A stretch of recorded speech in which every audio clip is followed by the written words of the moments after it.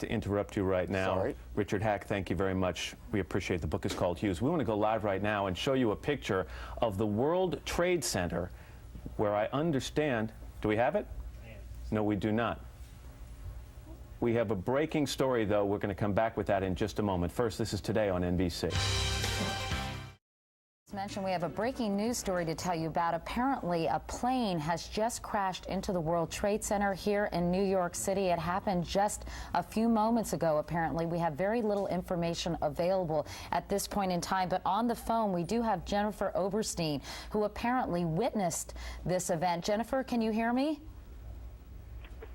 Hello? Hi, Jennifer. Hi, Katie. Hi, can you please tell me what you saw and to give me any information about what's going on there? Yes, I have to tell you, it's quite terrifying. I'm in shock right now. I came out of the subway at Bowling Green. I was heading to work in Battery Park at the Ritz-Carlton Hotel, and I come out, and I heard a boom, looked up, and there was a big ball of fire. I'm now looking north at the World Trade Center, and it is the left twin tower if I'm looking north. I'm in Battery Park right now, and you can hear the fire engines and the emergency crews behind me, and it is unbelievable. When the fire first burst, it was a...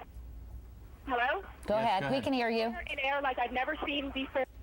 And as you know, I used to work in news. I've never seen any fire like this in the air. And pieces of the building were flying down. It looks like it's like the top, I can't even tell you, maybe 20 floors. Intense smoke. It's horrible. I can't even describe it to you. Do you have any idea what kind of plane it was? I'm sorry? Do you have any idea what hit the World Trade Center? What it was? Yeah, what kind of plane? We're getting reports that an airplane hit the building. Oh, I didn't even know that. Honestly, I was walking up, and it looked up and saw a big boom and fire. You know, I got to tell you, we were all saying around here that it was very interesting that it would be a bomb and it would be so high up. So perhaps it was a plane. We have no talk of a plane. However, I have to tell you, there are still things flying in the air.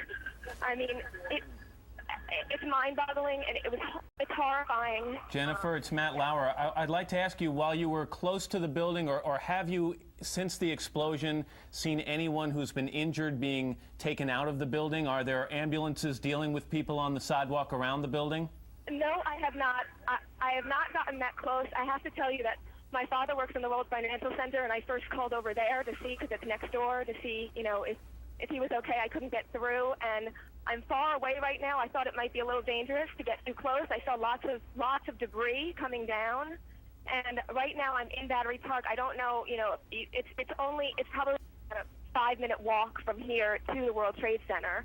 But the smoke is incredible. I mean, I can't see the top of the tower. It's starting to cover the top of the second tower. In fact, we're looking at pictures right now, Jennifer, with a huge gaping hole on the side of the building and billowing smoke. So I'm right now, you see, yeah, I see major fire. I definitely see fire. And Jennifer, you said you're looking north at the building, so in other words, you're south of the building, yes, is that right? Correct. Because we're looking at a picture that is looking at the north side of the building. I'm on the exact opposite side. And it appears that is where the largest hole is, and again, as you mentioned correctly, toward the top of the building, but on the north side, and then on the, what I think is the west side of the building, we can also see some holes there that could have been from damage once the impact occurred. Again, we've been told that this is a plane. We don't have confirmation on that, but there is an enormous hole in the north side of that building. Jennifer, can you tell us a little bit more about what you heard when you heard this explosion? Describe it for us. Absolutely. When I walked out of the subway, I looked at the Twin Towers because, I mean, I just always look up there. And right when I looked up, there was a boom. It wasn't that loud. Like, it wasn't huge. However, what was unbelievable was the amount of fire. It was a big ball of fire that just went up. And I looked around at people. We were all horrified. I'm stuttering because I'm in such shock. I've never seen anything like it. It's just horrible. And of course, this is real cause for concern because the World Trade Center is one of the busiest office buildings here in New York with hundreds, perhaps thousands of workers New who... York State Governor has his office, Oh, New York that's right. City office there. Several thousand and of workers. course, given the time that this has happened, it's only probably appropriate to surmise that people might have been in the building. And you know, we've seen stories in the past where planes have hit buildings, small planes, and it would be hard to imagine that a small plane could create that kind of hole in a building like the World Trade Center and create the damage on the other side of the building from the sheer impact. Small planes tend to crumple and then fall down the building. Again, we haven't talked to anyone who's close to the base of the building, so we don't know what kind of debris or wreckage. Yes, go ahead, Jennifer. I'm sorry, I'm just talking to a police officer right here, and he says yes, he heard it was a plane. Does he have any information about what kind of plane it was, or can he tell us any more details? May I, I'm going to put you on hold for one moment, okay? Just to recap, if you're just joining us, you're looking at dramatic pictures of New York's World Trade Center in Lower Manhattan, where a short time ago we are told that a plane crashed into the upper floors of the westernmost tower. You can see a gaping hole. That is on the north side of the building, and you can see residual damage on the west side of that building, and obviously fires are burning right now in the World Trade Center. Tall buildings have had a real problem here in New York. There was, back in the 40s, a plane hit the Empire State Building. In the 60s, a helicopter crashed on the top of what was the Pan Am Building, now the MetLife Building. So Right now we're getting information, Al, that it was a small commuter plane, and of course we'll let people know as soon as we have more information as to what actually caused this, and of course on everybody's mind who might have been hurt as a result of this terrible, terrible incident. We're going to be talking to more eyewitnesses coming up in just a few minutes.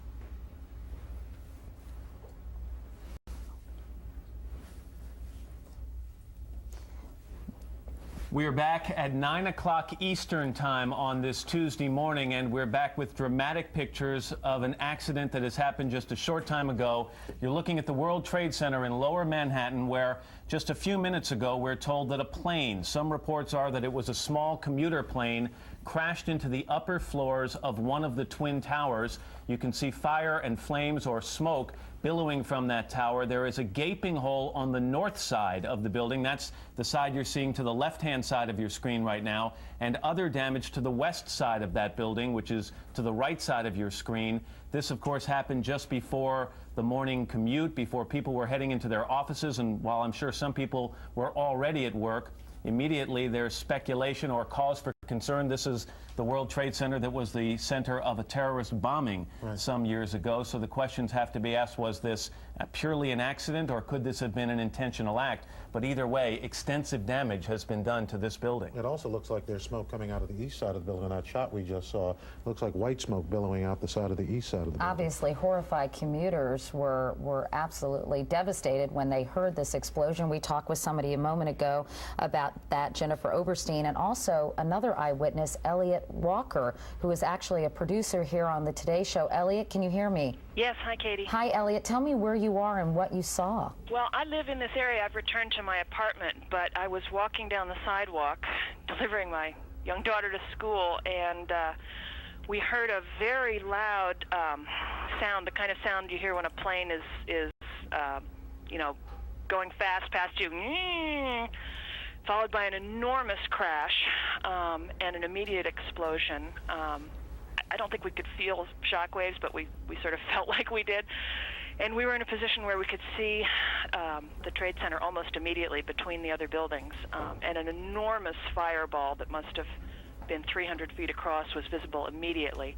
A secondary explosion, I think, and then plumes of smoke. There must have been a 3-block cloud of white smoke. Now, from where I was on the street a moment ago, you can in fact see smoke leaving the building on 3 sides. It seems to be coming out on at least 4 or 5 floors.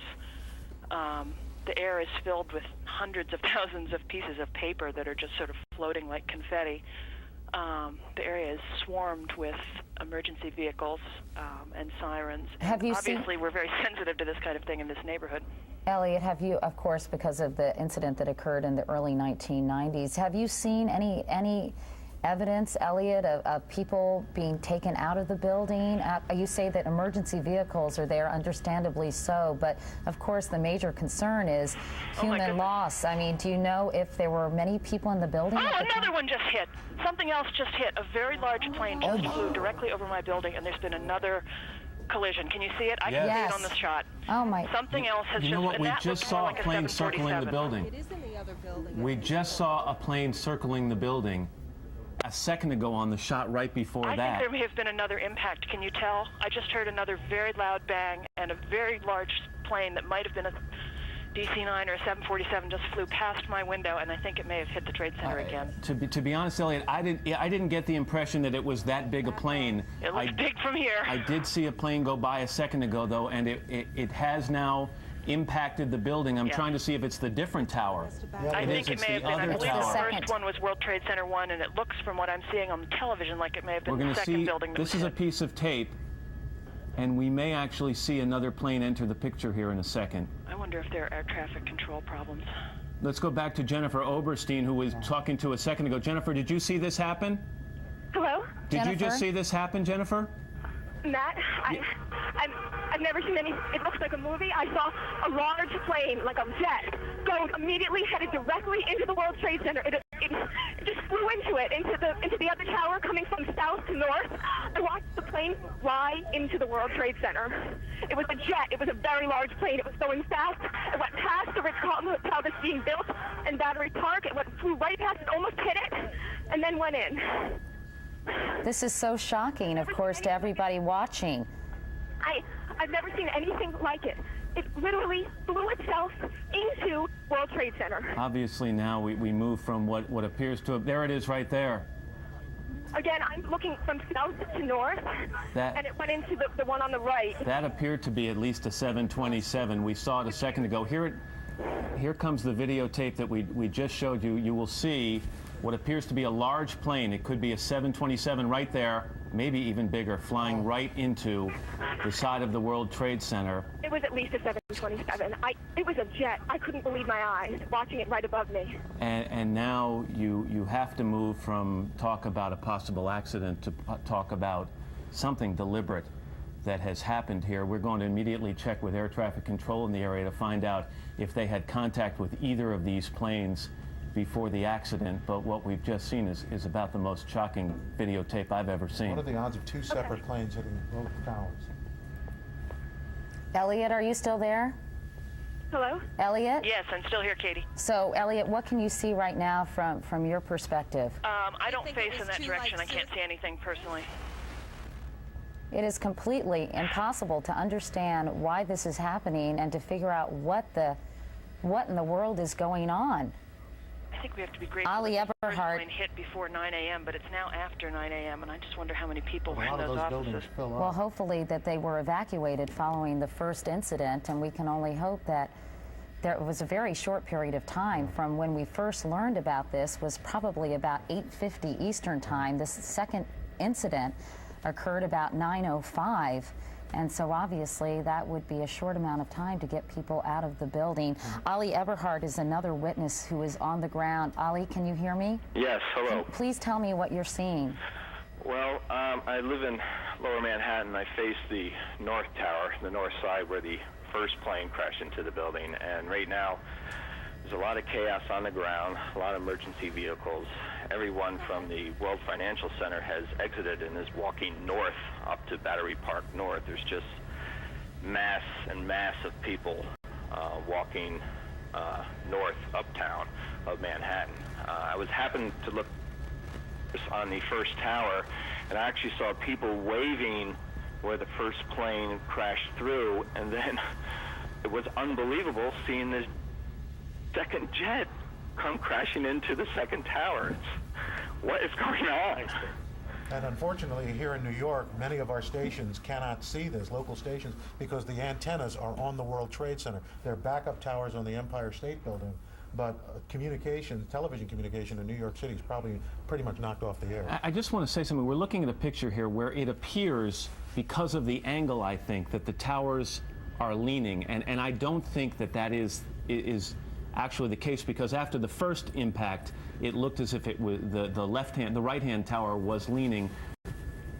And now somebody is saying, we're getting a witness saying they are leaning actually right now, which will give you an idea of the type of impact we're talking about. And that perhaps they're buckling under the force of the collision or the hole that's resulted from these two planes. We're going to go to George Shea right now, who has also witnessed both or one of these collisions. George, can you hear us? I can hear you. What did you see, George? Yeah, well, I was in a car driving up, just gotten out of the Battery Tunnel, driving north on West Street when an enormous explosion happened.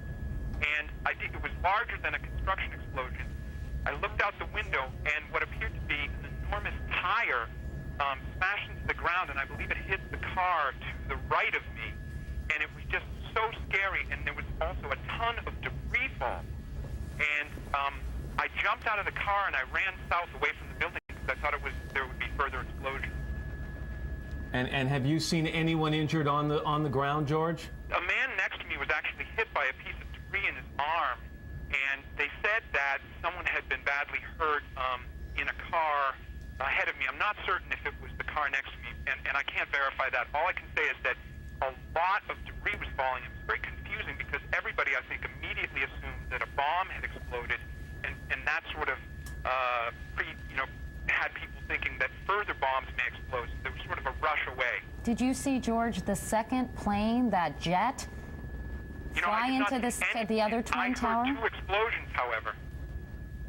There was a first explosion that was louder, and then a second explosion, and but I could not see that, and I looked up, and when I looked up, I saw debris falling, and the tire, as I said, a very large tire. Well, of course, this is, as we've said, completely shocking video and a shocking turn of events, and we've been talking here that the first incident, one might surmise that it was some kind of accident, and then to have a second, what appeared to be 727 jet, of course, the question of terrorist activity has to surface, and the question of whether this was an intentional terrorist act of some kind. You know, keep in mind that we're in an area here where there are three major airports. You have Newark Airport, Kennedy Airport, and LaGuardia Airport, all within several miles of the World Trade Center. You know, it's very unusual for a plane to get into this area without being completely tracked or identified by air traffic control. So you would have to imagine that, A, if this plane were headed right for the World Trade Center, there must have been someone trying to talk or communicate with that pilot, and for it to fly right into the side of the building. Well, the smaller plane you can understand almost, but a jumbo jet, a large jet, completely. Let's re-rack that video, if we could, down in the control room where we actually saw the jet flying into the building, and which I was mistaken. unbelievable. And Elliot Walker said it was a big plane. I was looking in the distance and saw a small plane, which might have been a helicopter, actually. To see this plane come into the picture, there it is. That is a big plane. And I mean, it's hard to imagine. It's a 737, we're now being told, and flying directly into the midsection of what would be the eastern tower of the World Trade Center. I'm wondering if Jennifer Oberstein is still on the phone. Do we still have Jennifer on the phone? She's actually not on the phone because she was near a police officer. At least we could have perhaps gotten more information from that officer. Needless to say, it's pandemonium, I am sure, down there, and we gathered that from even the eyewitnesses with whom we spoke, and how terrifying this was for them to see. And you can only imagine, as you get closer to the Twin Towers, a New York landmark, what the scene must be like there. You know, you talked about the buildings looking like they're buckled. They're designed to have a 2-degree sway in either direction because of the height of the building and to be able to deal with wind and stress, but something like that is more than it's probably designed for. We want to go now out to Jane Daranowski, who I understand is a television producer here in New York. Jane, can you hear me? Yes, I can hear you. I'm down here near the World Trade Center. I was walking down 6th Avenue this morning at 8:42 a.m. A group of us saw a plane veer through the buildings. Then we saw a huge cloud of smoke, and then fire came out of one of the towers. Here it's near the upper floor, as you can probably see with your chopper shots. And then about 10 minutes ago, a second explosion in the second tower. Lower down, that was not affected by the plane, so I'm not quite sure what happened there. but right now there's a huge gaping hole in one of the towers, and the other building is on fire. The scene down here is incredible. People are out of their office buildings, watching, crying, taking pictures. I've never seen anything like it down here. Jane, you said you saw the first plane. Did you get a glimpse of what kind of plane that was? We were told it was a small commuter plane.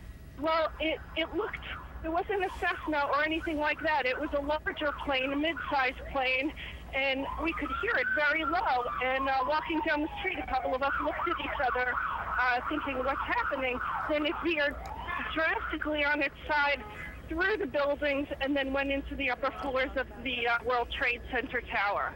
And we want to just mention that when the impact hit the first tower, you would hope that people who were in the second tower were beginning to evacuate, especially if air traffic control had some indication that this was deliberate.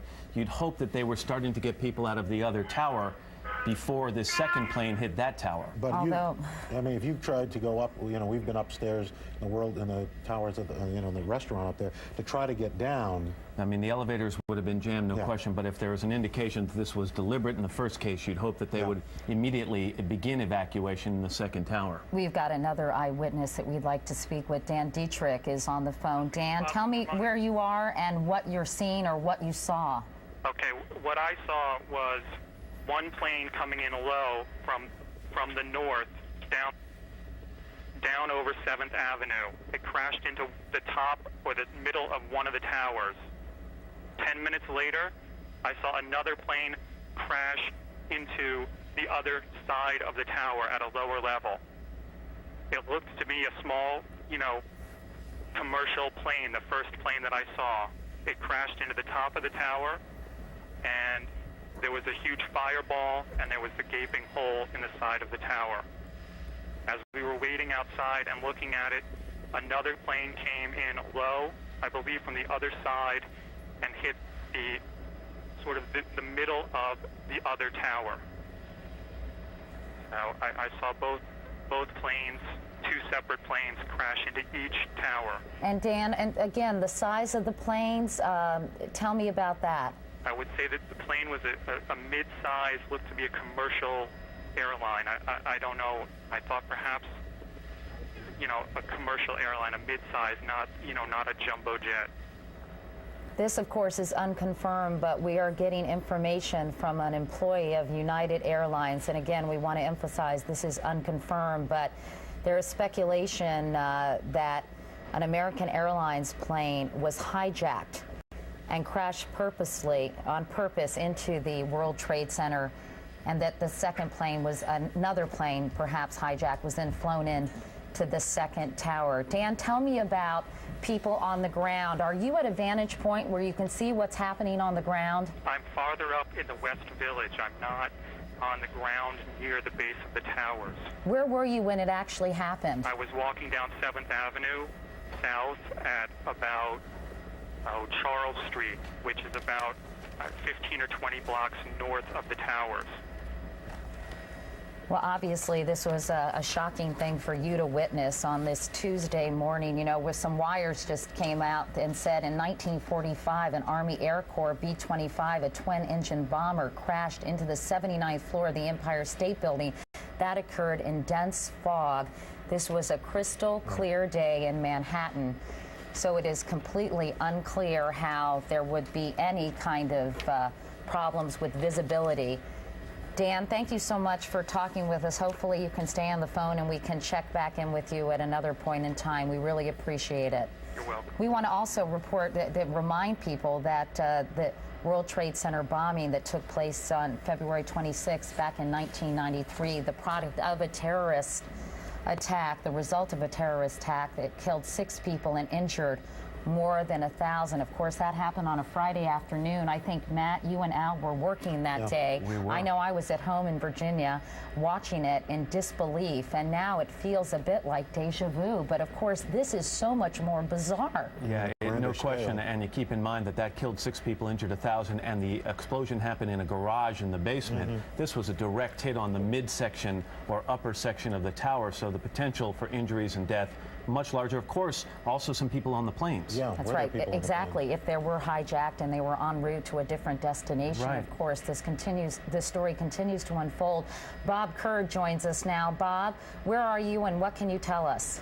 Katie, good morning. I'm on the north lawn at the White House, and the first thing we looked for here in light of what's happened is whether there is any unusual activity out here, whether there's an unusual police or Secret Service presence, people on the roof, that sort of thing.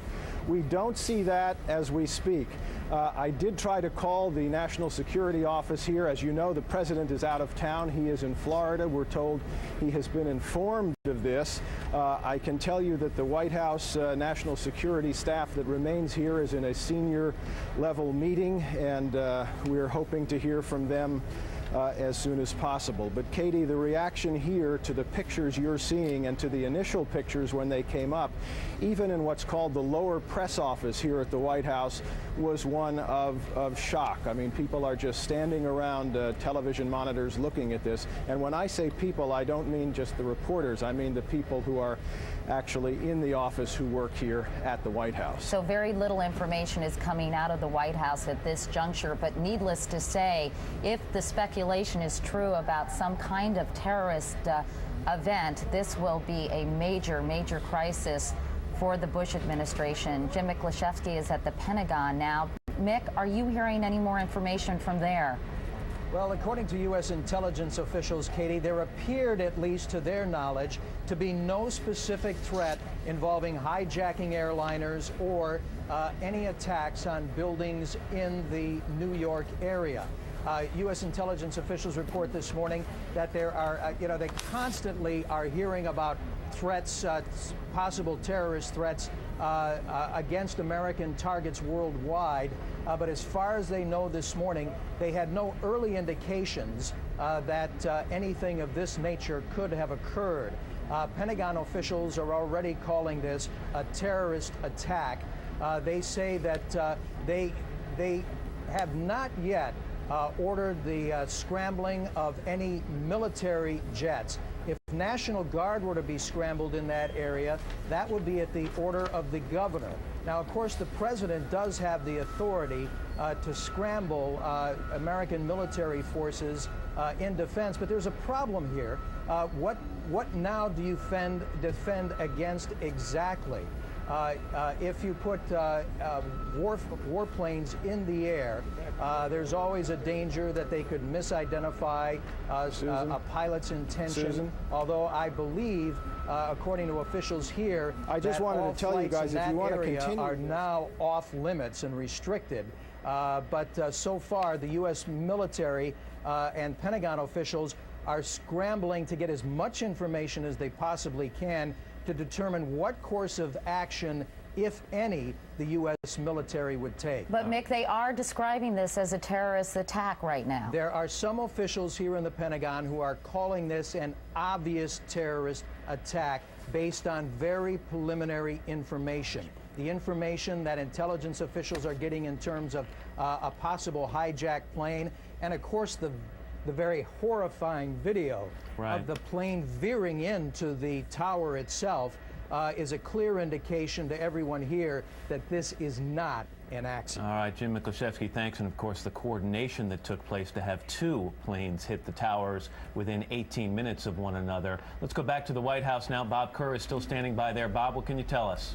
Well, Matt, it was interesting to listen to Jim Miklashevsky there from the Pentagon. Of course, the president has the authority to scramble military forces, and this is a case, obviously, in which retaliation, if indeed it proves to be a terrorist incident, will be contemplated. But the usual course of events is it's an investigation. You know, unless someone steps forward, claims responsibility, the White House and other arms of the U.S. government will say, we have to determine who is responsible for this attack, try to pinpoint it, and then the U.S. usually says someone is going to be made to pay. But that is a big if we can determine exactly the origin of this terrorist attack. And so there are some implications to that.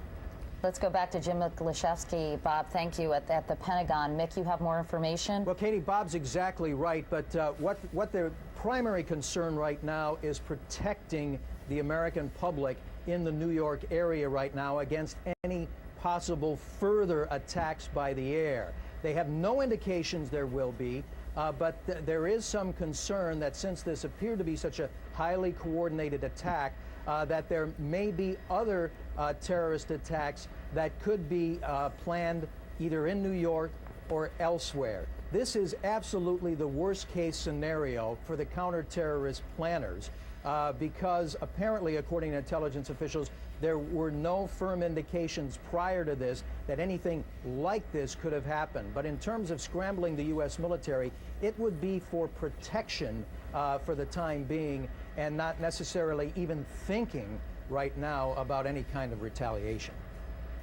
All right, David Gregory is now on the phone from Longboat Key, actually, where he's following the president. That's right. David? Yes, Katie, the president is about to begin an education event, which is obviously being canceled. The event will go forward insofar as the president, we expect momentarily, will come out and make a statement about this. He was made aware en route from his hotel to this school here in Sarasota where he was going to talk about education. He'll make a statement, then we're told by White House officials that he will quickly depart for Washington. We should mention, David, that New York City Airport or New York area airports have all been closed. The Lincoln Tunnel has been closed here in New York. While we're getting ready to listen to the president, let's go back to Jim Miklashevsky at the Pentagon. Jim, you talk about counter-terrorist measures that are in place. Can you shed any light for us on what kind of things are in place in the event of an attack of this nature? Well, Katie, it's very difficult for the U.S. military to respond to this kind of thing right now because it's unclear exactly who's behind it and if there are any other potential attacks or incidents like this, because this has obviously not been officially declared a terrorist attack. But all the experts who are looking at these pictures say there's no doubt about it. This was a coordinated terrorist attack. But who and why is very much unclear right now. And the problem with trying to then put planes in the air to try to prevent any further attacks is these are, after all, open airspaces for the most part. And it's difficult for the U.S. military to simply scramble jets and put them in the air. And then, according to officials here, then do what? This area, of course, according to officials here, is obviously going to be declared off limits in terms of any air traffic.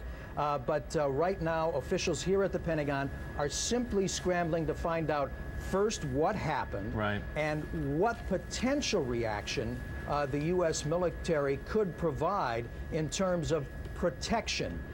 Possible further protection against any further potential attacks. And Mick, it's important to note that if these planes were hijacked, if they were carrying passengers, there isn't much that military officials could have done. You can't shoot down a plane like that for risk of the people on board, plus for the injuries you could cause on the ground in a place like Manhattan. Go ahead. That's exactly right. And the president, as we said earlier, does in fact have the authority to scramble the military to put them up in some kind of force protection mode. The governor has the Air National Guard at his disposal. He can do that. But again, officials are pretty much wondering exactly what to do in terms of protection and how. Again, to the terrorist officials, this is absolutely the worst case scenario because there right now seems to be not much they can do in terms of the aftermath. Mick, obviously, yeah, we're scrambling for information here. I would just want to read this Reuters wire that says 2 planes crashed into the towers of the World Trade Center on Tuesday morning, causing huge explosions and killing at least 6 people. CNBC TV said there were at least 1,000 injured. Both towers of the Lower Manhattan landmark, where thousands of people work, were the scenes of a bombing in 1993. The FBI told the Associated Press that it was, quote, foul play and not an accident. A person who answered the phone, that was reported by ABC, a person who answered the phone on the trading floor at interdealer broker Cantor Fitzgerald, located near the top of the World Trade Center, said, were blanking dying when asked what was happening and hung up. There was screaming and yelling in the background, and a follow-up call was not answered. Nick Fulton, an eyewitness, said just before the first explosion he saw a plane fly over his apartment in the Soho district of Lower Manhattan. Jamie Gangel is on the telephone, our national correspondent, with more information. Jamie, what can you tell us? Katie, I've just spoken to top U.S. officials with the access to latest intelligence, and they said, quote, that this was clearly terrorist-related, no question about it.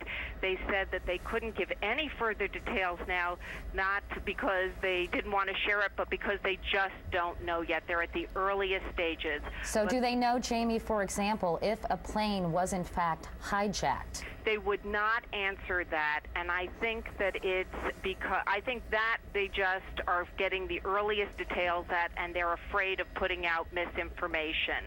But they said, that it was clearly terrorist-related. All right, Jamie, thanks. We're looking again, if you're just joining us, at both towers of the World Trade Center in New York City, where two planes have crashed into the towers, one shortly before 9 o'clock Eastern Time, one shortly after 9 o'clock Eastern Time. And as you can see, the tower on the left was hit just above the midsection point. They're both 110 floors high, 1,300 feet above the ground. The tower on the right was hit more, probably 2/3 to 3/4 of the way up the tower, but you can see fires burning in both towers. We actually saw a videotape. We watched the second tape, or the second plane hit the building. You'll watch it enter from the right portion of the screen and then make contact with the left-hand tower in what is shocking video. And here it comes right there. And you can see the impact on one side of the building and the residual damage coming out of another side of the building. And one can only imagine that one occurred shortly after 9 o'clock in the morning. How many people were in the building at the time of the impact? And it's a large plane. We're told it was either a 737. Some reports that the first plane was a 757. Some kind of Airbus. That was what the United worker told us. That apparently that it was an American Airlines plane that had been hijacked from Boston to Los Angeles, but we're just getting initial reports of that. And again, we must tell you that we're trying to get as much information, but it is trickling in at a very slow pace. So all of this is unconfirmed, and of course speculation of a terrorist attack is unconfirmed, although that is what some Pentagon officials are saying. Let's go to President Bush right now. Unfortunately, we'll be going back to Washington after my remarks. Secretary Rod Page and Lieutenant Governor will take the podium and discuss education. I do want to thank the folks here at Booker Elementary School for their hospitality. Today, we've had a national tragedy. Two airplanes have crashed into the World Trade Center in an apparent terrorist attack on our country. I have spoken to the Vice President, to the Governor of New York, to the Director of the FBI, and have ordered that the full resources of the federal government go to help the victims and their families, and to conduct a full-scale investigation to hunt down and to find those folks who committed this act. Terrorism against our nation will not stand. And now, if you join me in a moment of silence.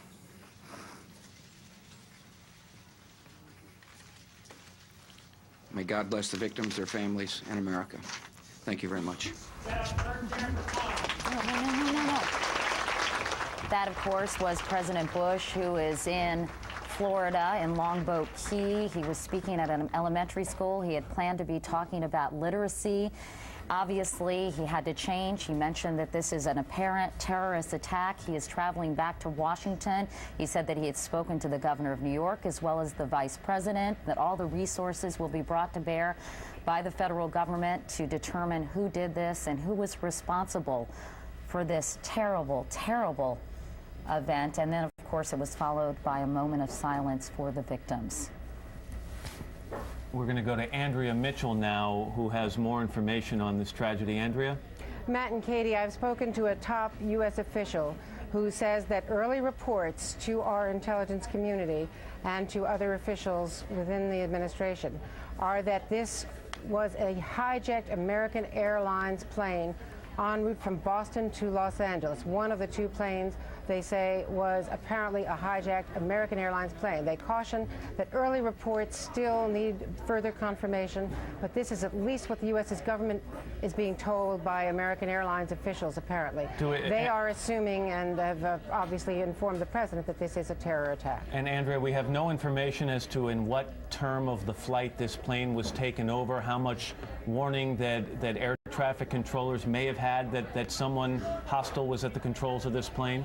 Exactly right. They had no other information, just that at least one of the two planes was hijacked from Boston en route to Los Angeles, presumably after it had already been in the air and en route, because I was told en route to Los Angeles. So probably hijacked after it had taken off. As you know, those are very short flights. Those are usually 737s or 757s on that route.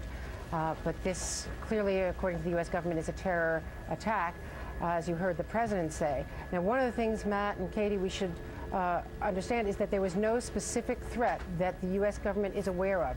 No specific terror alert other than the worldwide caution that had been reissued in recent days because of the strife in the Middle East, because of concerns over terrorists. Of course, the best known is Osama bin Laden, but no alert coming from his organization. And as far as they know, as of this morning, as of this minute, he is in Afghanistan. But as we should mention, Andrea, it appears that this was a well-coordinated bombing or terrorist act because of the fact that two planes were used, both substantial in size, and the fact that they both hit the World Trade Center within 18 minutes of one another. Obviously, a lot of planning went into this attack. Let's go to NBC's Jim Miklaszewski at the Pentagon now. Mick, what can you tell us? Matt, to add to what Andrea Mitchell just said, senior military officials here at the Pentagon are saying they are getting information that the American Airlines Flight 11, after it left Boston apparently, was hijacked and was diverted, apparently the early information was being diverted to JFK for some reason. And then, obviously, nobody knows exactly who was at the controls of the plane, but it broke off its route from to Los Angeles and was headed toward JFK. That was the initial information that officials had received when obviously it did not go to JFK, but veered off and headed toward the World Trade Center. But again, no indication as to who may be responsible or who was at the controls of that plane when it rammed into the World Trade Center. Matt. Mick, thank you. We're going to be obviously talking with you throughout the morning, but right now we want to talk with Larry Johnson, a terrorism expert, in fact, the former Deputy Director of the State Department's Office on Counterterrorism. Mr. Johnson, can you please put this into some kind of perspective for us and give us your insight on what might have happened here? Well, first we need to be cautious before jumping to the conclusion that it's necessarily terrorism. I mean, I would be inclined, based upon the preliminary reports we've seen, to say that that's the case. But there's always the possibility that you may find out after the fact that this was some suicide pact for some reason that had nothing to do with politics. That said, this is a first. Back in 1992, there was 93, there was a Lufthansa plane hijacked from Germany, and it ended up landing in New York. And one of the concerns we had at that time was the possibility of that plane, under the control of a hijacker, flying it into one of the buildings. My concern now is that there's always we ignore terrorism. We talk a lot about it, but we ignore taking very practical steps on security fronts until something like this happens, and then the pendulum swings out to an extreme. The next thing you hear are people talking about putting surface-to-air missiles on top of buildings to prevent this kind of thing. This is a very rare event. It's unlikely to be repeated, but, and I think President Bush put his finger on it, we have to find who did this, and any country, any nation in the world that is in any way involved and responsible, if it turns out to be terrorism, will require a response from the United States, and the United States has got to be willing to pay that price. Mr. Johnson, obviously we're completely stunned when about 25 minutes after the first explosion, or after the first plane crashed into one of the Twin Towers, another very large plane did the same thing. Right. And we've been talking with our correspondents all morning about sort of if another incident could happen on the heels of these two. What kind of measures are in place to prepare for something else that could conceivably happen? Well, I think one of those steps is already being taken. I was at National Airport getting ready to fly to LaGuardia when this occurred. They have shut down air traffic going in and out of the cities. Now, apart from shutting down the air traffic, you're talking about an enormous disruption economically for the nation right now with the air traffic not going in, and people are they're gonna err on the side of caution. I think across the board, you're going to look at the major hubs in the United States where there are large buildings: Chicago, Atlanta, Los Angeles, and there are going to be extra measures taken. One possibility is you could start putting up air cover and require that planes stay within a particular area and do not approach any closer. And if they approach, you would go to the extremes of having U.S. Air Force intercept. Larry, I wanted to ask you, all morning that correspondents have also been saying, particularly Bob Kerr and Jim Miklashevsky, that there was and Andrea Mitchell, no warning attached to this event. Right. Generally speaking, do we get some kind of, do U.S. officials, government agencies get some kind of warning from a particular group, or is this fairly typical in terms of an event happening without any foreshadowing? No, Katie, this unfortunately is typical. It's only in the movies that you get the advanced warnings. You look at every major terrorist incident against the United States, whether you're talking Pan Am 103, the World Trade Center, the USS Cole bombing, the bombing in Dhahran, Saudi Arabia. Okay. Rarely do you get an advance notice. Larry, I'm sorry to interrupt you, but Jim Miklashevsky has some new information at the Pentagon. I hope you'll stand by and continue to talk with us. Mick?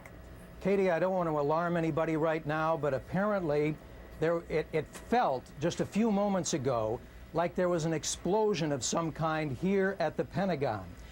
We're on the E-ring of the Pentagon. We have a window that faces out toward the Potomac, toward the Kennedy Center. We haven't been able to see or hear anything after the initial blast. I just stepped out in the hallway. Security guards were herding people out of the building, and I saw just a moment ago as I looked outside, a number of construction workers who have been working here have taken flight. They're running as far away from the building as they can right now. I hear no sirens going off in the building. I see no smoke, but the building shook for just a couple of seconds. The windows rattled, and security personnel are doing what they can momentarily to clear this part of the building. Again, I have no idea whether it was part of the construction work, whether it was an accident, or what is going on. We're going to try to find those details and get them to you as soon as possible.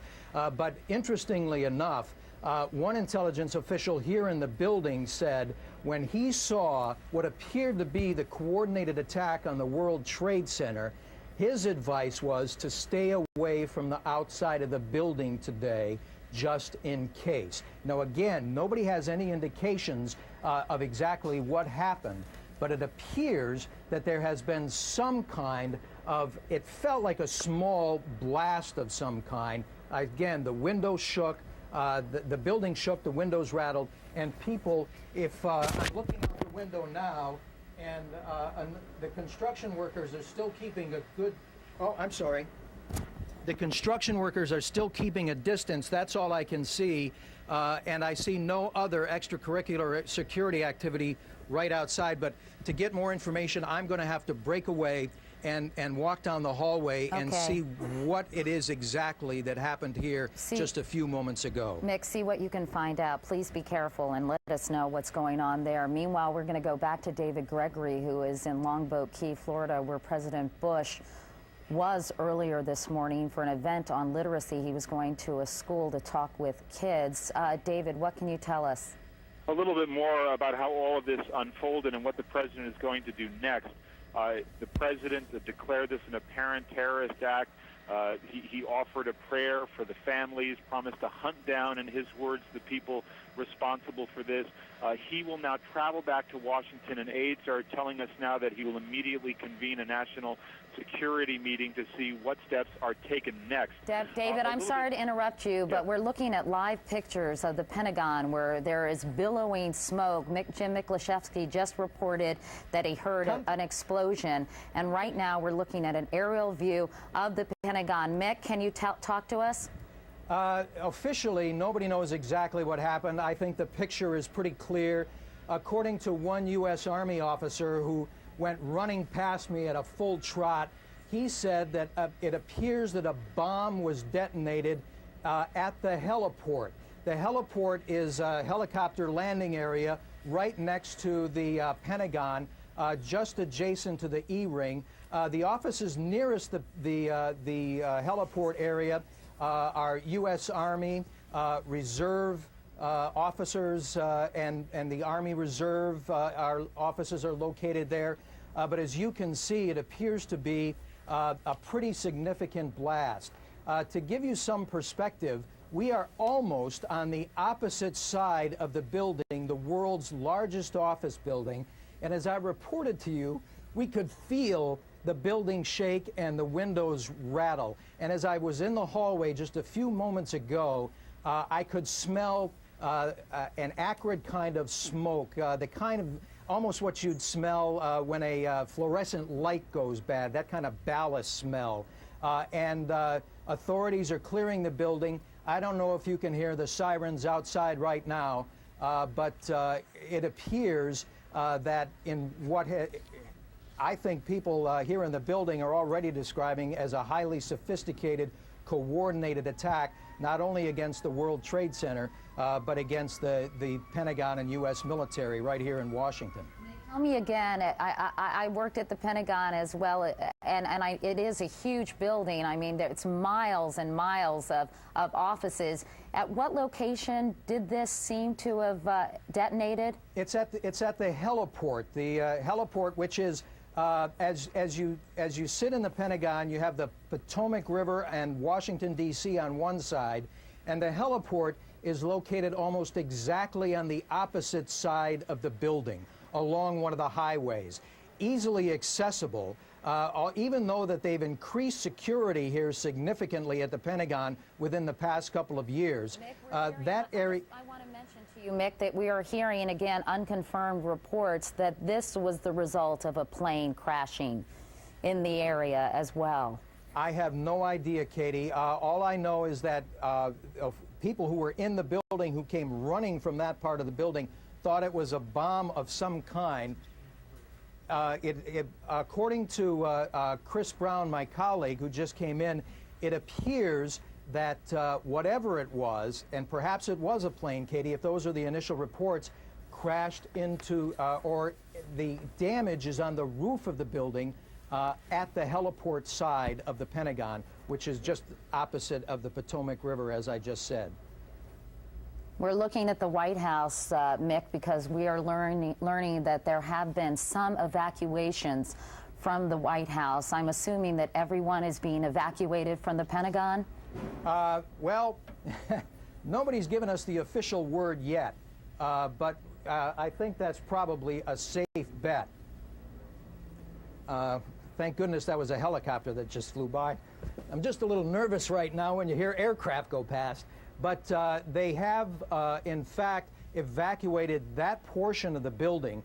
Usually they have sirens that go off in the building alerting you to the fact that it's time to get out. I haven't heard those yet, but just judging by the pictures, it's clear that that part of the building that is not damaged, at least, has been evacuated. Like I said, in the hallway, it was pandemonium. People were rushing from their offices, rushing outside. And you're in your office at the Pentagon right now, Mick, reporting to us? I am in the office, but I'm at the opposite side of where this crash occurred. All right. Why don't you see if you can gather some more information. Please, again, be careful, Mick. And we're going to go to Matt, who's going to be talking with Jamie Gangel. All right. Yeah. Katie, thank you very much. I'm joined by Tom Brokaw, and we'll try and recap what's been going on all morning here on the East Coast and in Washington, D.C. in just a few moments. But we do want to go right now to NBC's or today's national correspondent, Jamie Gangel, with some more information. Jamie? Matt, I just want to tell you that U.S. intelligence sources are confirming the reports that one of the planes was a hijacked flight, an American flight from Boston to Los Angeles. They are also now looking into what's going on at the Pentagon. They don't have any details, but they have now put government buildings around the city of Washington on a heightened state of alert. I think part of that is happening formally, but obviously people are seeing what's going on, and some people are leaving buildings as well simply because of the concern following these latest reports from the Pentagon. All right, Jamie, thank you very much. Again, joined by Tom Brokaw, and Katie's back with us now, too. Let's try and recap. It's 9:47 Eastern Time.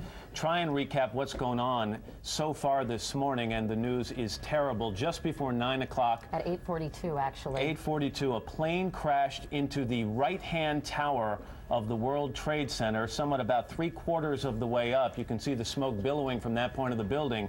And then about 18 or 20 minutes later, a second plane, a large plane, we saw it actually on tape, hit the left-hand tower of the World Trade Center about halfway up. An enormous fireball on several sides of the building. People trying to be evacuated. There's the tape of the second plane hitting right there, even as people were trying to get out of the first building. We have confirmed reports now that there was one plane hijacked, American Airlines Flight 11 from Boston to Los Angeles. And that is apparently one of the planes used in this crash, Tony. Matt, there's a report on Dubai television that, in fact, the group claiming responsibility is the Democratic Front for the Liberation of Palestine. This comes, ironically, on a day when the Israeli Foreign Minister, Shimon Peres, is scheduled to meet with Yasser Arafat. Of course, we've had the meeting in South Africa for the past several days, in which the Palestinians were accusing the Israelis of racism. The United States vacated that meeting, but there hasn't been one specific incident. And the Israelis vacated that meeting as well. And the Israelis vacated it as well, but there has not been one specific incident. It's also worth pointing out that terrorism also always has two prongs to it, the physical threat and now the psychological threat. This does seem to be surreal, but in fact it is real when you have an explosion of undetermined origin at the Pentagon, the most conspicuous symbol of American capitalism, the Twin Trade Towers here in New York, two deliberate attacks on those towers today, and we do not know for sure who is responsible. And the Capitol, by the way, the U.S. Capitol has been evacuated. There have been evacuations taking place at the White House. Needless to say, many people in the Pentagon have left that building as well. Airports and here, by the way, in this building in Midtown New York, they have asked a lot of people at 30 Rockefeller Plaza to leave. It's another high-rise Capitol building, which is in New York. I came down the length of Manhattan, and a lot of people were simply unaware of what had happened as you tuned in the radio, and then they began to get it. It's election day here in New York. Primary day. And what we have is something that most Americans thought could never occur. As Larry Johnson, a terrorist expert I just spoke with a few moments ago, the former deputy director of the State Department Office on Counterterrorism, claimed this is a first, that he had never heard or seen anything like it. He talked about back in 1993 a German plane being hijacked, and there were fears when it was flown to New York that it might be crashed into something. Now, we have this as a major development. The Federal Aviation Administration has shut down all air traffic nationwide. This country has been immobilized by these terrorist attacks in terms of air travel today, and we don't know where it goes from here. We'll just ask that you stay with us so that as we get hard information, we can share that with you. There's going to be a lot of speculation. The president has described this apparently as a terrorist attack. The FBI has confirmed that an American Airlines flight, Boston to Los Angeles, was hijacked. It's believed that that was the first plane that went into the Twin Trade Towers. Let's go to James Kallstrom, Tom, if we could, the former director of the FBI here in New York. Mr. Kallstrom, I'm sure you've never seen anything like this. Do you have any information that might be helpful to us? Well, not particular information on this tragedy, but certainly what an incredible tragedy. And, you know, all of us in law enforcement and prior in law enforcement have talked for years, and the public has seen the hatred in the world. They've seen the bombing of the World Trade Center. They saw the conspiracy to blow up the tunnels in the United Nations and the FBI building back in the 90s. They've seen the bomb at the USS Cole and the bombings of our embassies in Africa. So, I mean, we've known for some time now that this hatred exists. And And now it looks like that it's culminated in this absolutely horrendous, incredible act against the United States. Jim, as someone who's Washington today. I'm sorry, as someone who's investigated some of these crimes in the past, and when we think back to 1993 and the World Trade Center bombing and what it took in terms of coordination and planning to pull off that one bomb in the World Trade Center, can you even speculate as to what it might take to coordinate this, what we think so far is a three-pronged attack this morning? Matt, it obviously took a lot of coordination. There's a lot of groups in the world that have the ability to coordinate these types of attacks. As you know, and most people should know, the United States is an open society. I mean, we've talked for years about the downside of having our borders basically open, and any given day people fly into our airports undocumented and turned into the population. They're not certainly all terrorism. They're not terrorists, but I mean, we live in a free society, and I'm not espousing we change that, but it's very, very difficult for the FBI and law enforcement to keep track of this when we live in the society that we live in. Jim, if you can stand by for just a moment, because Jim Miklashevsky at the Pentagon has some more information for us. Mick? Katie, my colleague Chris Brown here at the Pentagon encountered some of those who survived, whatever it was, whether it was a bomb or an airplane crashing into the Pentagon. One of the survivors who was reportedly injured, had various lacerations, was on the second floor of the D ring. That is one ring inside the outer ring of the Pentagon, when suddenly there was this horrific blast, and he said that the second floor buckled upward, and then the third floor above him actually collapsed downward. The scene on the other side of the building, as it's being described to us, there are people being removed on stretchers. Security forces are evacuating the building right now, and according to the officials here at the Pentagon, they still don't know exactly what it was, but as you reported, Katie, eyewitnesses reported that, in fact, it was a plane that crashed into the Pentagon. And Mick, any idea, I wasn't quite sure if you said this, about the number of people who might have been hurt or worse in this? No idea at all, Katie. As you know, having worked here on any given day, this is a small city, 25 to 30,000 people may be working here at any one time. That portion of the Pentagon, by the way, had just been remodeled and just reopened. If the crash had occurred just a few months ago, that section of the Pentagon would have been virtually empty. But at this time of day, early morning or mid-morning, the Pentagon's very busy. It's impossible to say how many casualties there may be. But there have been a large number of people cited being removed on stretchers. And again, as one survivor said, the floor just buckled up under him, and the roof caved in on him. All right, Mick, thank you very much. We want to move a couple of miles away from you right now to the White House, where Bob Kerr is standing by. And Bob, we understand that building has now been evacuated? Matt, that's true. It is utterly surreal. As soon as word came of the Pentagon incident, we were rather forcefully removed from the White House. The scene was one of administrators, crooks, whatever, running at fairly high speed all the way out of the building through the top gates. Then we huddled for a while in Lafayette Park across the street, and we've been moved now from there a block or so away. The offices along Jackson Place, which are across the street from the White House and adjacent to Lafayette Park, also have been evacuated. And in the most surreal of this morning's scenes here at the White House, a white plane, a very big jet, was flying an unusual pattern near the White House over Lafayette Park very slowly. It made one circle, and then we have not seen it since. There was a lot of concern about what that plane might be, but again, it's only speculation, but most people say that since flights have been cleared from U.S. airspace and it was a totally white plane, looked unusual to all of us, that it was a government plane of some kind. We should point out that we're looking at pictures, Bob, as you speak, of the World Trade Center because all of the camera crews have been evacuated from the White House as well. When do you expect President Bush to arrive there, Bob? Well, Katie, he's coming back directly, and you figure it's about a 2-hour flight, so you can do the math.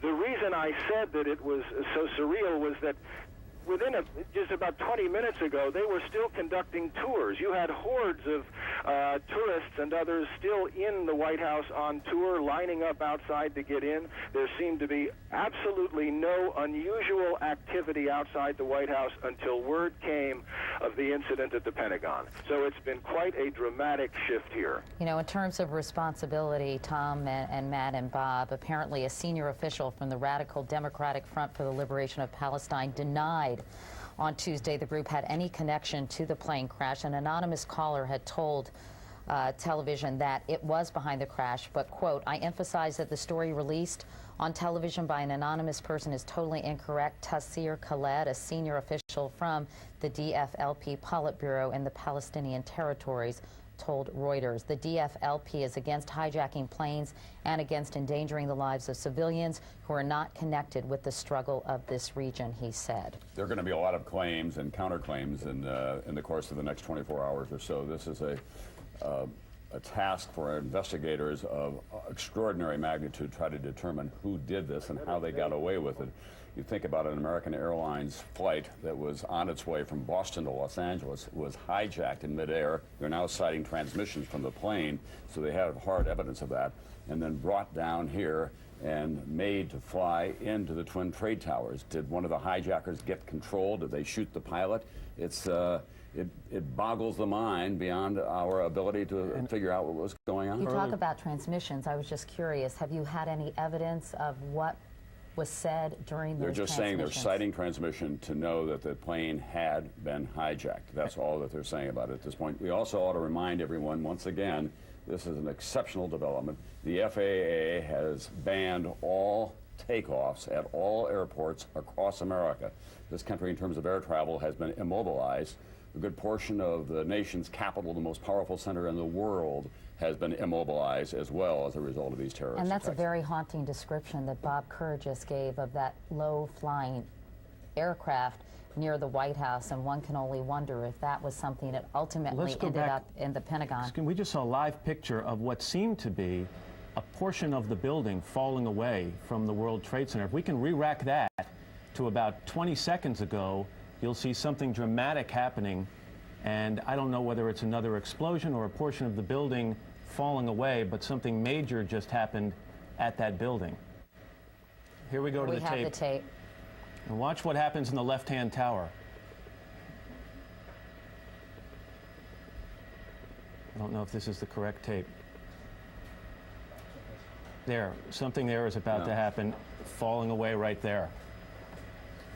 Yeah, it looks like a big chunk of it has just peeled away. One can only hope that the area has been evacuated, but of course you wonder about all the emergency vehicles and the people who might have been injured early in the morning. Well, you remember when the bomb went off in the basement of it in 1993, how much damage was done throughout that building, how much chaos there was at that time. These are two coordinated airplane attacks on the building on the upper reaches of it.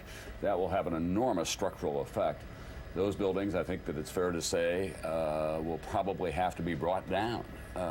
It's too early to speculate on that, but there's been that kind of damage. Let's talk again. You were talking about Here we have somebody actually this is a reporter here in New York from WNBC. You talk about the fact this plane was taken from Boston on the way to Los Angeles. The reports are that it was being diverted to JFK. And just for people who aren't familiar with the geography of this area, the southern tip of Manhattan would be very much near the flight, the landing pattern for JFK Airport. It could have been easy for a hijacker to pretend that he was taking that plane to JFK and veer off at the last minute. Yeah, I heard one eyewitness say that over Washington Square, which is in the lower reaches of Manhattan, he saw a plane go over at about 1,000 feet, apparently the American Airlines flight, and then do what he described as a sharp right turn right toward the World Trade Center.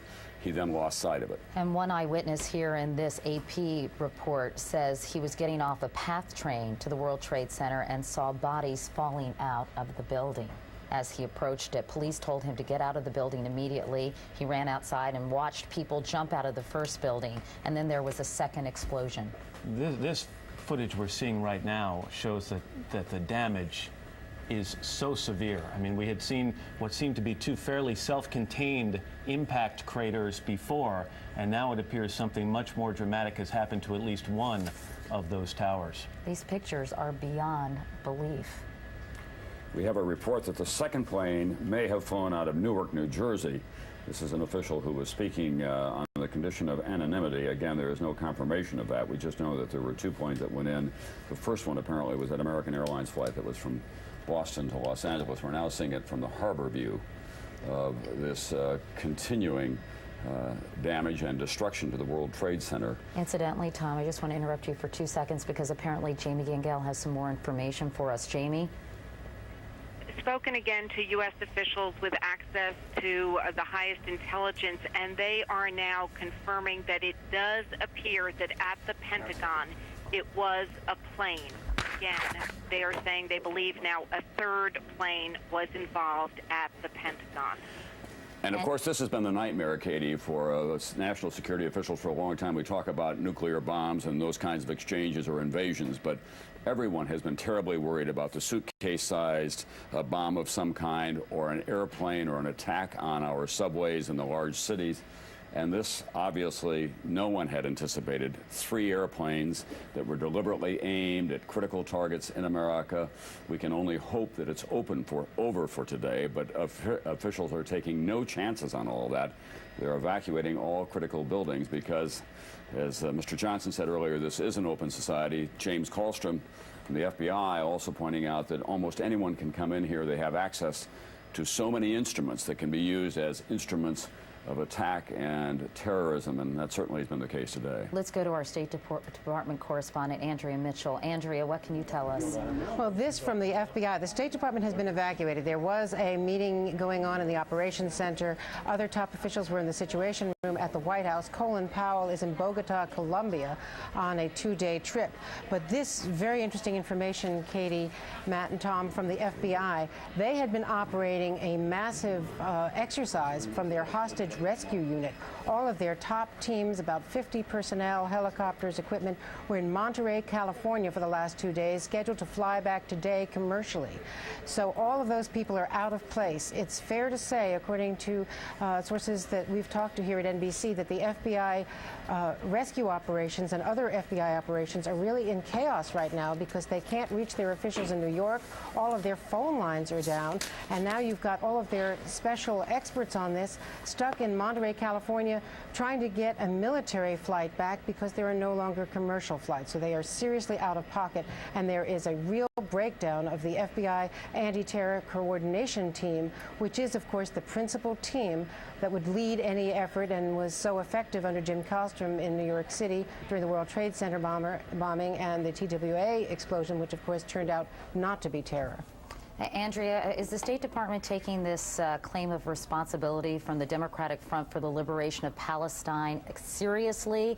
Are they giving any credence to that, or are they dismissing it, or how do they feel about who might have been responsible for this? I think it is far too early for them, even the best experts in the government, to figure this out. They have one instant reaction, as you know, and it could be wrong, but their immediate reaction in a case like this would be to look toward Osama bin Laden and the collateral groups connected to him, simply because he has proved with the embassy bombings in Africa that he is the one terror leader who is capable of this kind of highly coordinated attack. The bombings went off in Tanzania and in Kenya almost simultaneously. It was extraordinarily well coordinated. They proved their case to a jury effectively and have managed to develop a great deal of information from sources, from in fact turning some former members of his network. Andrea? So they believe, Tom, that he is the most likely person, but it's far too early to say anything. We want to tell you that American Airlines has confirmed that one of its flights, American Airlines flight number 11 from Boston's Logan Airport, scheduled to go to LAX. It left at 8 a.m. this morning. 45 minutes later, it was diverted into the World Trade Center. It was the airline that was involved. We can only assume on a popular flight like that it probably had a capacity load of passengers and crew on board. There was a hijacking. That was the first plane that was involved. We don't know about the second plane yet, nor do we know the origins of a third plane that deliberately flew itself into the Pentagon this morning near the heliport. NBC Jim Miklashevsky now has been forced to evacuate that building, and so we'll have to wait till we hear from him. Saw some pretty dramatic pictures from the Pentagon just moments ago, Matt. Let's go back to a few seconds ago. This is now about an hour after the first impact. We saw some dramatic footage of a portion of one of the Twin Towers, actually it appearing to fall away from the rest of the building. Can we go to the tape now? Here we go, right here. This is, I mean, when you look at it, the building has collapsed. That tower just came down. Let's go to Bob Bazell, who is at St. Vincent's Hospital. Bob, what's going on there? What can you tell us? Katie, St. Vincent's Hospital is one of the hospitals that's closest to the World Trade Center. In the last few minutes, ambulances have been coming in one right after another. Most of the people they're bringing in have second and third degree burns, very serious burn victims. They say the smoke inhalation people will probably be the most serious, but they're not even close to getting to them yet. There's a triage operation that's going on in the area. Ambulances are being dispatched to every hospital in New York City. The entire staff of this hospital has come in from wherever they are, and it's true at hospitals across New York City. They're standing there. As soon as an ambulance pulls in, dozens of medical workers rush up to it. But it's a carnage that's just beginning. Everybody here, the emergency service workers I spoke to who have been down into the World Trade Center site, say this is just the tip of the iceberg. There's going to be massive amounts of casualties. Bob, what are they telling you about people? Were there many people inside the building, or is it just too early to tell where the people were? There were certainly, probably hundreds, even thousands of people in the building, even though it was before 9 o'clock on the start of the usual work period, because it's just such a large area. So the number of casualties is just enormous, and they're just beginning to sort it out and just starting to get to the first few that they can get to. But the ambulances are just coming in. They're lined up. Every ambulance in New York City has been summoned. They're standing in a queue. They go in as soon as they can get a victim and bring them up here right away. Bob, we're also looking at the lower end of Manhattan now as a result of the collapse of one World Trade Center.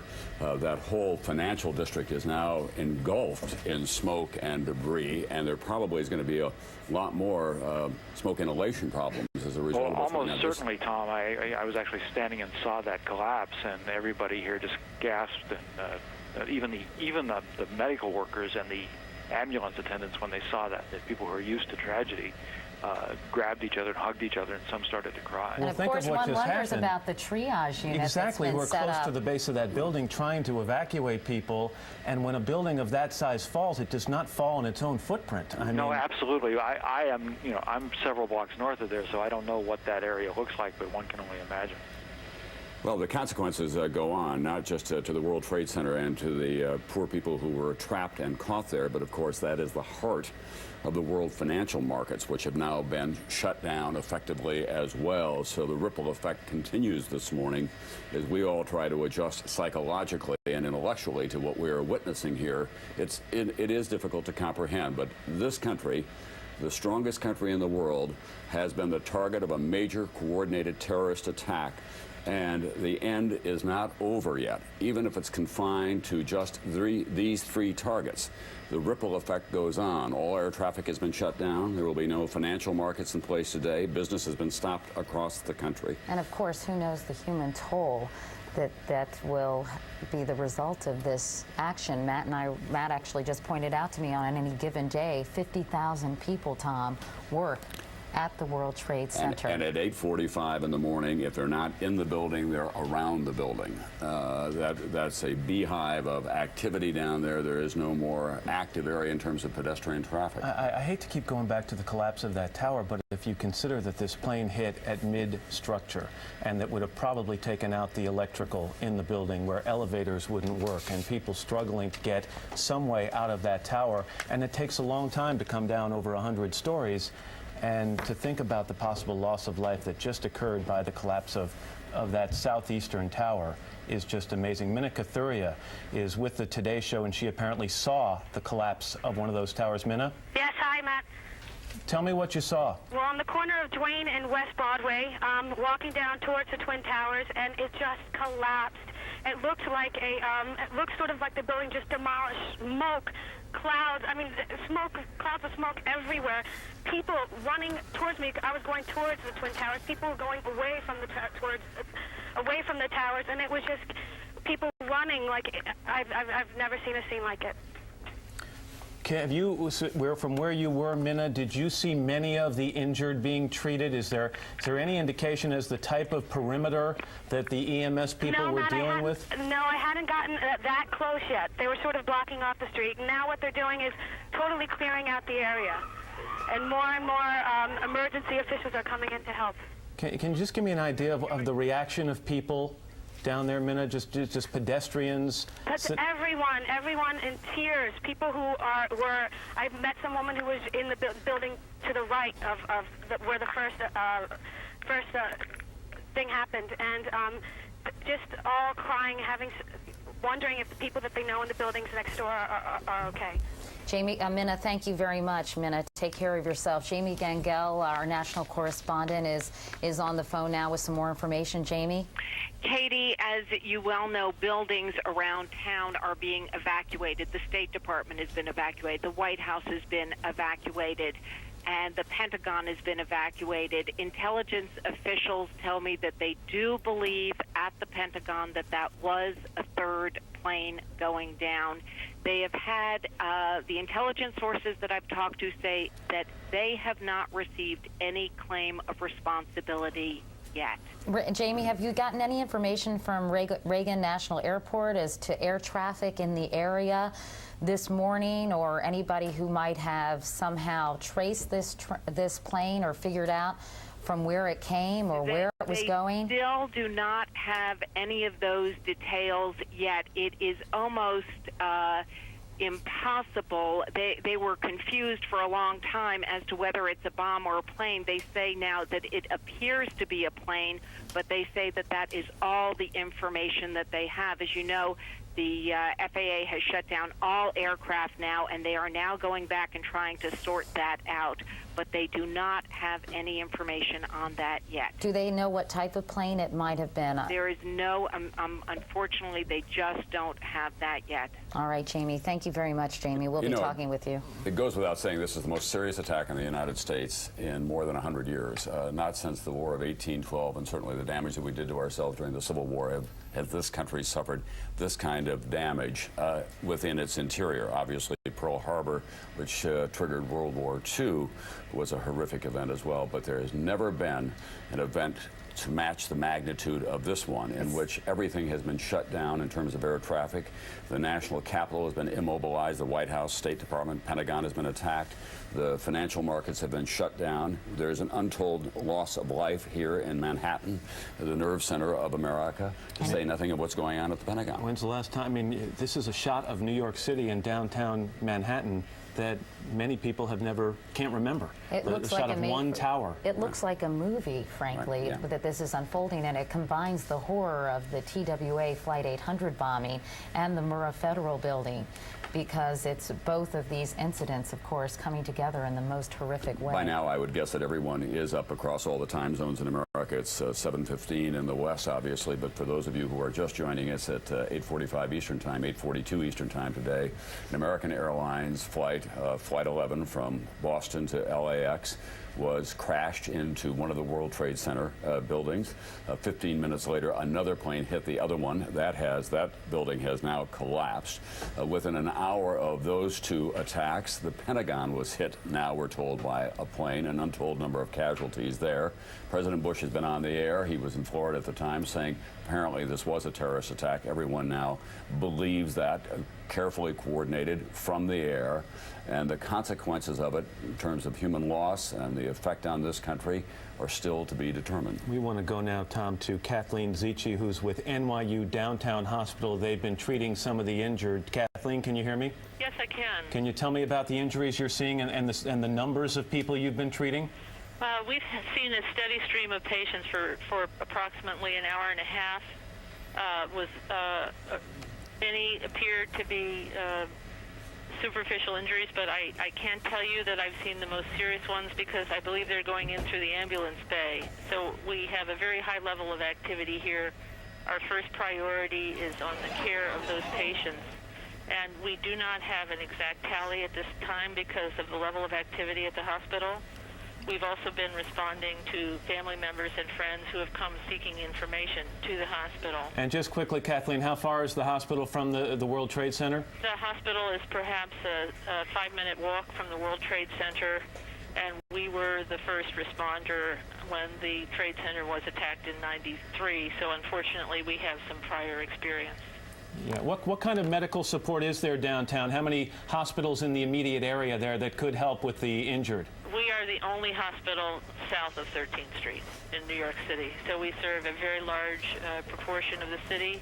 For that reason, our emergency room is a very high priority of this hospital, and the staff have been doing a heroic job in terms of responding to the patients. Kathleen, what about the triage unit that is on the ground there? Are they NYU, a team of NYU medical people on the scene as well? Yes, there are. I cannot respond to that question because I am not on the scene, and I don't have that information. But you do have medical people, your personnel there at the scene? That is my understanding, yes. Katie, what we're worried about now is that the other building may come down. They've obviously evacuated that whole area as a result of the crash of one World Trade Center. Now I'm told that there's concern about the second one collapsing as well. Plainly, there's been an enormous amount of structural damage in the upper floors of all of that. And it is more than 100 stories high. It wouldn't take much to bring it down. Kathleen, thank you very much. We appreciate it. Thank you. We're told now that a spokesman for Yasser Arafat, the leader of the Palestinian, the leader of the PLA, the Palestinian Liberation Organization, that he has, that Arafat has condemned what has happened here in New York. He says that the PLO has no role in it whatsoever. They're completely shocked and appalled by what is happening. There was just one earlier report that the Radical Democratic Front for the Liberation of Palestine claimed responsibility, but that was later denied as well. We don't know yet who is in fact responsible for this, but it was very carefully planned and coordinated, and fair to say it has been a devastatingly efficient and effective attack on the heart of this country. And Pat Dawson is on the ground near the World Trade Center. Pat, are you there? Pat Dawson, can you hear me? Apparently. Okay, he's having some audio problems. We'll get to Pat in just a moment. Just amazing. You have to stop and think about, the hijacked plane and the terror of the passengers on board. As it could have been up to an hour that they realized something was dramatically wrong with this flight, and then thinking that perhaps they were going to John F. Kennedy Airport here in Queens, actually, and the plane suddenly veering into the World Trade Center tower. No, you can only imagine. What is striking to me is that we didn't have any early report of the the hijacking. A lot of people monitor that air traffic talk that goes on, and it wasn't until this happened. Well, the plane left Boston at 8 o'clock this 45 morning. minutes later. So it was about, 42 minutes later that this occurred. And it flew right over lower Manhattan. A number of people saw it at a very low altitude and then take this sharp right turn and wondered, according to eyewitnesses, what in the world was going on. Moments later, of course, the World Trade Center was hit. It was about an hour after that Jim Miklashevsky told you, Katie, that he'd felt an explosion at the Pentagon, and now we learn that there has been a plane that's been flown into the Pentagon. There have been people who have been hurt there, and we hope no one has been killed, but it seems likely that there were probably casualties of a serious magnitude there as well. The White House has been evacuated. The State Department is being evacuated. Here's the Pentagon. Here's the Pentagon now. Pat Dawson, apparently, let's just take a quick look at the Pentagon, and as you can see, smoke continues to billow out of that structure. As Tom just mentioned, it's unclear how many people were hurt, and if in fact it was a plane. There is speculation that they believe it was a plane. Let's go to Pat Dawson, who is down by the World Trade Center. Pat, can you hear me?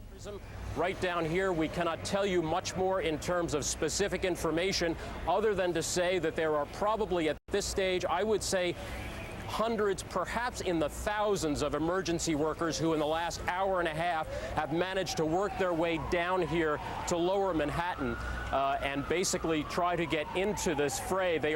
We are standing right here about 10 to 12 blocks north of the World Trade Center. These firemen that you can see, firefighters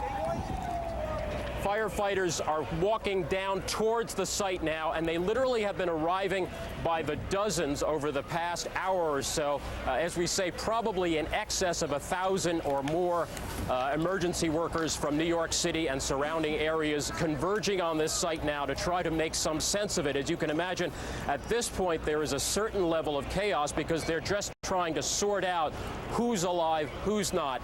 We did speak to, as I said before, some of the emergency workers. They are police officers from the Port Authority of New York and New Jersey. That is the organization that has jurisdiction over those two buildings specifically, as well as bridges and tunnels. I spoke to two of them who were actually down there when that building collapsed. They said that they speculate that the loss of life had to be horrific, that there were not that many people down there on the streets at that point, that most of them who had been evacuated, that is civilians.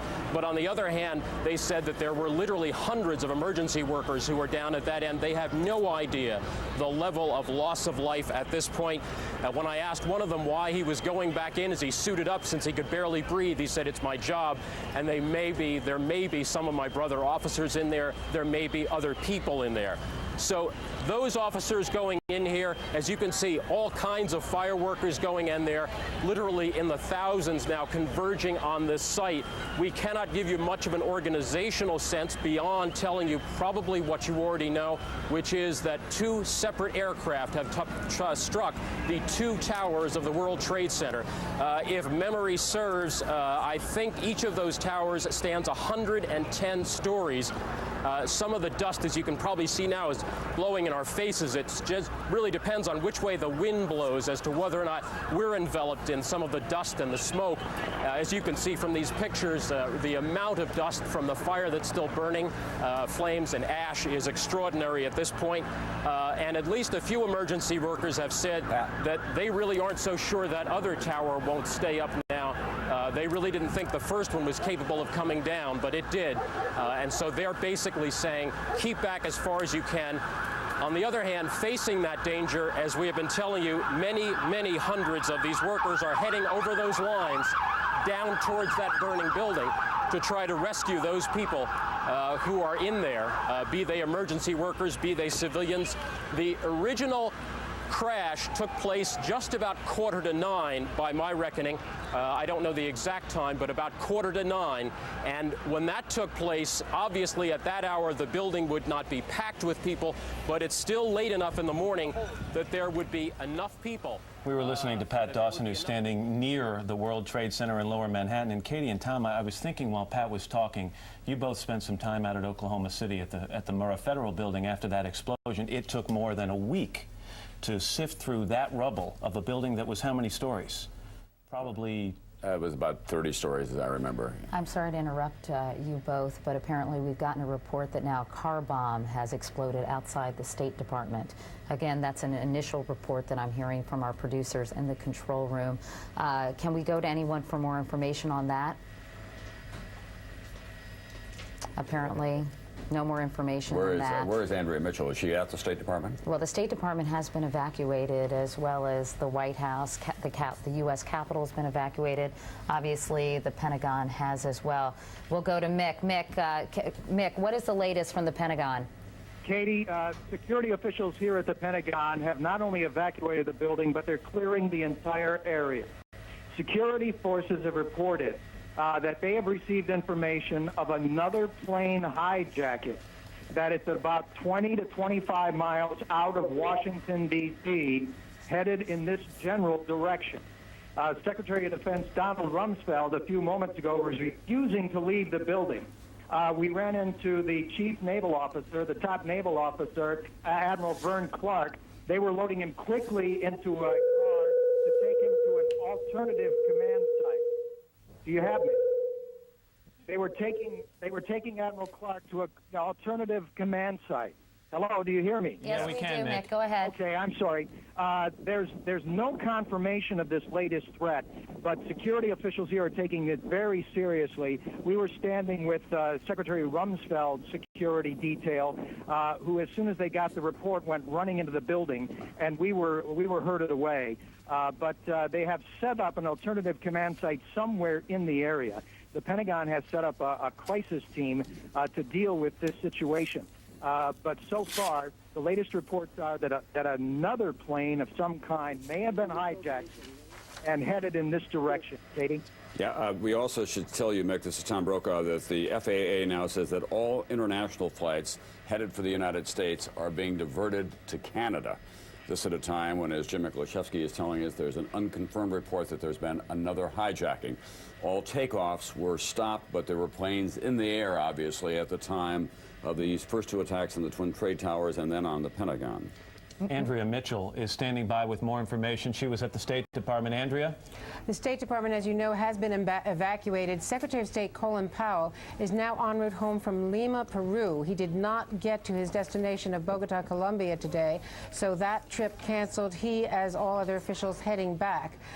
State Department officials and the White House officials and the NSC have all been evacuated as well, although Condi Rice was earlier in the Situation Room, and CIA Director George Tenet has been holding meetings in his office in Langley, Virginia. And as we reported earlier, key FBI team members from their rescue efforts and anti-terror coordinating team were stranded in Monterey, California, where they were on a secret military exercise against exactly this kind of event. Andrea, let me interrupt for a second. Can you tell us any more about reports we're getting that a car bomb has exploded outside the State Department? I do not have confirmation of that. All right. They did evacuate the State Department, but we do not have confirmation at this moment about a car bomb outside the State Department. You know, Andrea, thanks. I'm sorry to interrupt, but we're going to go back to Jim Miklashevsky at the Pentagon. Mick? I've got my eyes peeled here, Katie. I don't see anything, but security forces in the area have just blared out over their loudspeakers to any pedestrians who are anywhere near the Pentagon to take cover immediately. There was, as I said earlier, an indication that another plane may have been hijacked and headed in this general direction. So far, all we see are security helicopters circling the Pentagon. Again, the skies are crystal clear blue, and I can't see the speck of an airplane, but security forces here are obviously alarmed enough not only to tell people to keep some distance from the building, but to take immediate cover. Can you tell me a little bit more? Well, actually, let's look at these live pictures at the World Trade Center. The other tower of the World Trade Center has just collapsed. You are looking at live pictures of the second twin tower at the World Trade Center collapsing as a result of the crash of an airplane into its side. That, I believe, was the first tower that was struck this morning at 8:42 Eastern Time. You're not there. That is now... No. Fall into the ground and collapse. The profile of Manhattan has been changed. There's been a declaration of war by terrorists on the United States. There's nothing short of that. Pat Dawson, excuse me, Tom, is down at the scene. Pat? Where's Wing? Where's Wing? Where's Wing? Pat, can you hear us?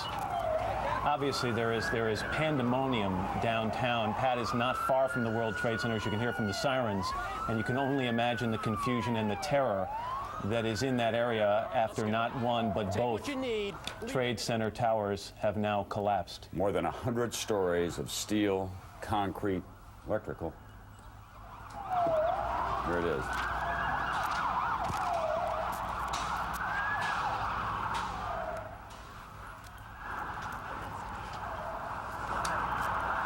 That's a videotape replay.